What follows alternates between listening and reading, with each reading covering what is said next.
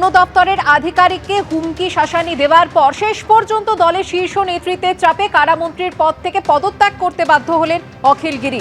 পদত্যাগ পত্র পাঠালেন মুখ্যমন্ত্রীকে। दल मुझसे ऑर्डर देते हैं जे मंत्रिसभा से इस्तीफा देने के, हम इस्तीफा दे दिया, मुख्यमंत्री पास इस्तीफा दे दिया। मैं मेंबर हूँ, असेंबली का मेंबर हूँ। वो असेंबली का आज का लास्ट दिन है, अधिवेशन का लास्ट दिन है। वो अधिवेशन में हम जाते हैं, इसलिए हम नहीं, हम सीएम को हम कुछ नहीं सीएम का साथ कुछ बात नहीं करेंगे। हमको इस्तीफा देने के बोला, हम इस्तीफा दे दिया। फॉरेस्ट डिपार्टमेंट क्या कंप्लेन करेगा वो मुख्यमंत्री समझा लेगा। हम फॉरेस्ट डिपार्टमेंट का कंप्लेन के लिए हम कुछ बात नहीं करेंगे। हम बात करेंगे, हमको पार्टी ऑर्डर देंगे, ऑर्डर दे दिया, हम इस्तीफा दे देंगे। नहीं, कुछ अफसोस नहीं हुआ, कुछ अफसोस नहीं हुआ। विरोधी का जो बोलेगा विरोधी के बात के लिए हम कुछ नहीं बोलेंगे। नहीं, सीएम के साथ हम तो अधिवेशन का साथ मिलेंगे, कोई बात नहीं। एक साथ में तो अधिवेशन होगा, अधिवेशन से मिलेंगे, कोई बात नहीं। অখিল গিরির আচরণে দৃশ্যতই অস্বস্তিতে পড়া তৃণমূল শীর্ষ নেতৃত্ব গতকাল তার সম্পর্কে ঠিক কি জানিয়েছিলেন শুনবো। তৃণমূল কংগ্রেসের এই মুহূর্তে যিনি তার রেজিগনেশন দিয়েছেন সেই অখিল গিরি কারামন্ত্রী, নিঃশর্ত ক্ষমা চাইতে হবে সেই সরকারি আধিকারিকের কাছে, পদত্যাগপত্র পাঠিয়ে দিতে হবে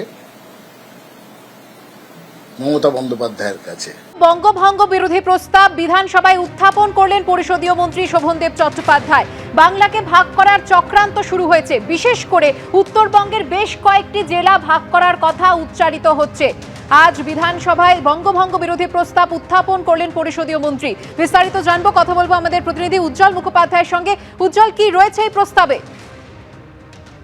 দেখো, সেটা হচ্ছে যে আজ বিধানসভায় সরকারের পক্ষ থেকে একটি প্রস্তাব আনা হয়, যে প্রস্তাবের মূল কথা হচ্ছে যে বাংলাকে ভাগ করার একটা বড় চক্রান্ত শুরু হয়েছে এবং সেই চক্রান্তের সঙ্গে যুক্ত আছে বিজেপির সাংসদরা, এবং তাদের যেটা দাবি যে বাংলাকে ভাগ করার চক্রান্ত প্রথম শোনা গেছিল এক সাংসদের মুখে, অর্থাৎ সুকান্ত মজুমদারের কথা বলা হচ্ছে, যিনি একটি প্রস্তাব প্রধানমন্ত্রীর কাছে দিয়েছিলেন। এবং একই সঙ্গে এই প্রস্তাবে বলা হয়েছে, সরকারের পক্ষ থেকে যে প্রস্তাব উত্থাপন সেখানে বলা হয়েছে যে বিরোধী দলের বেশ কয়েকজন বিধায়কের মুখে যে ধরনের বক্তব্য শোনা যাচ্ছে সেটা অত্যন্ত আশঙ্কার। কেউ বলছেন মালদা মুর্শিদাবাদকে আলাদা করে ভাগ করতে হবে, কেউ বা বলছেন উত্তরবঙ্গের জেলাগুলোকে আলাদা করে ভাগ করতে হবে। যে প্রস্তাব আজকে শোভনদেব চট্টোপাধ্যায় বিধানসভায় উত্থাপন করেন সেখানে স্পষ্ট বলা হচ্ছে যে বাংলাকে ভাগ করার যে চক্রান্ত, সেই চক্রান্ত শুরু হয়েছে এবং তার বিরুদ্ধে দাঁড়িয়েই এই প্রস্তাব, এবং এই নিয়ে ইতিমধ্যে বিধানসভায় আলোচনা শুরু হয়েছে। আমরা জানি মমতা বন্দ্যোপাধ্যায় এবং বিরোধী দলনেতা শুভেন্দু অধিকারী তারা দুটোই আলোচনায় অংশ নেবেন। আপনারা জানেন যে বিজেপি সাংসদ সুকান্ত মজুমদারের মন্তব্যে এবং লোকসভাতে যেভাবে গন্ডার বিজেপি সাংসদ নিশিকান্ত দুবে মন্তব্য করেছিলেন, তারপর থেকে কিন্তু এই বিতর্ক শুরু হয়েছে। আজ বিধানসভায় প্রস্তাব পেশ করেছেন পরিষদীয় মন্ত্রী শোভনদেব চট্টোপাধ্যায়। বঙ্গভঙ্গ বিরোধী প্রস্তাব বিধানসভায় উত্থাপন করেছেন তিনি।